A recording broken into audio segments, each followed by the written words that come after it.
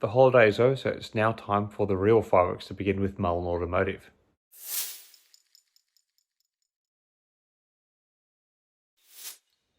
Hi again, everyone. I hope you're doing really well. It's pre-market and MULN Automotive is up by about 3.5%. Though in the past that has not necessarily mean it's going to be a good day, there is already a bit of news going out about the company. There are two stories which I want to talk about.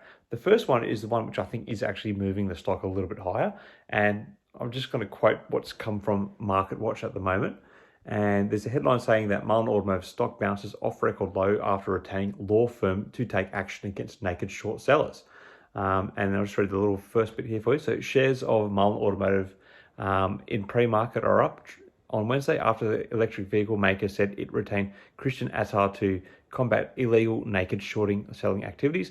The stock bounce comes after it closed Monday at a record low of 10.1 cents, despite the company reporting the week before that it recorded revenue for the first time and that it was in the best financial position in its history.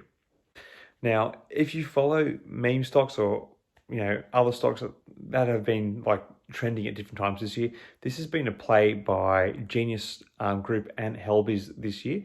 Both those companies said that they were going to take proactive action against naked short selling and stock manipulation earlier this year, and it actually saw their stocks have meteoric rises on the announcement of this. Now, eventually what happened is we haven't really heard what's come from those investigations, but the stocks actually ended up leveling back down. And I think in some cases, particularly for Helbiz, they're actually lower than what they were. So this might be a little bit of a PR move to try and pop the stock up a little bit. Who knows how successful it will be? We'll soon see, I suppose. But obviously there is something going on there with the short selling in MULN Automotive. It is true the company is financially, well, what we can go by is in the best financial position it has been in in a long time. It's got a lot of cash, very little debt, and the cash value, even the net asset value of the stock is significantly higher than what it's trading at. So there is some questions to be asked there. It's one of those things which I think is not really going to be solved overnight. And I don't think the problem of naked shorting and stock manipulation is going to be solved with MULN Automotive or Genius Group or Helbiz. It's going to have to take the involvement of probably a much bigger business name than one of those. But still, it might be something that rallies the stock a little bit. Now, moving on to the second little bit of, media output that I want to look at. And it's a bit of a follow-up from my last video. So in my last video, I talked about Lawrence Harge's post, and I kind of actually initially, and I've got to be honest, I actually thought he might be pointing at me. I wasn't like 100% sure it was me. I don't think it was me that he was talking about. I think what his earlier posts about was he was probably contacted by this media company saying that they were going to put out a piece about him and his involvement in MULN Automotive, and he didn't offer a comment, and I think since then that has been published. However, I think Lawrence Harge's post was basically, him coming out on the offensive before this particular article dropped. So I'm not going to read you the whole article because it does go through a whole lot about MULN Automotive, but I just want to read you the section about Lawrence Harge.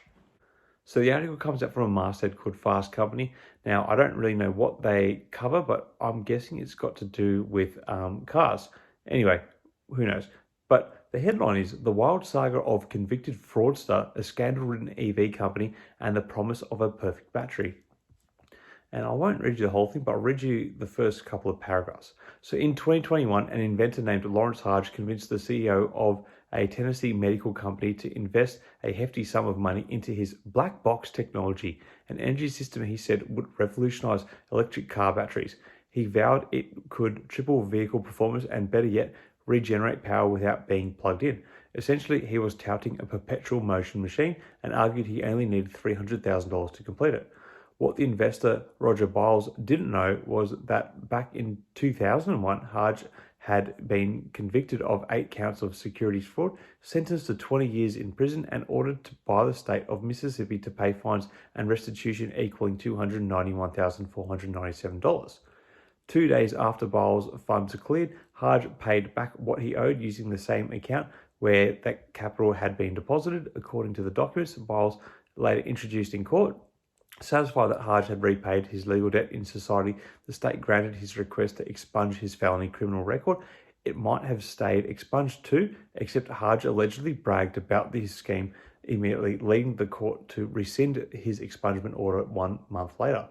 Biles contends in a lawsuit now being heard in a Tennessee court that he was defrauded in a fashion similar to the facts for which Harge was originally convicted, which include not just embezzling money, but also refusing to pay $105,000 for Biles' electric Porsche that was negotiated into the deal.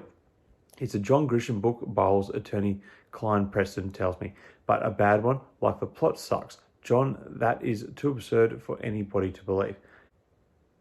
It also unleashed a wider scandal, one that could implicate an emerging California electric car maker, MULN Automotive, whose soaring popularity in the world of meme stocks is owed at least in part to its partnership it forged with Lawrence Harge. It then goes on to talk about how the stock had a 24% bump within days of Lawrence Harge's announced involvement with the company. And it goes on and talks about some of the issues with MULN Automotive. So I guess I was obviously small fry in the scheme of what Lawrence Harge was talking about on Facebook yesterday. Relief? Not really. I don't really care. But I guess this is what was coming. There was a bit of a hit piece on him, and it's actually quite a negative article regarding MULN Automotive. It's still worth a bit of a read because, it's always worth considering different perspectives on topics. So I might link it in the comments, in the video description if anyone's interested in listening to it or reading it. But yeah, anyway, just a couple of things that are going on for the stock pre-market. Probably by the time I get this video out, the stock will have hit the market, so we'll have a better idea of how things are faring. Anyway, let me know, what do you think? Does this legal action or does this hit piece about Lawrence Harge change much for the business? I had a really good comment on my other video saying that, well, Lawrence Harge is being talked about with MULN again. It means the stock's going to go down. However, it looks like we're taking a play out of the Genius Group's playbook, and we might actually get a bit of a bump. Who really knows? Where do you think the company's going? Where do you think the stock's going? Share it all in the comments below. Until next time, everyone, may the markets trade in your favor. Cheers.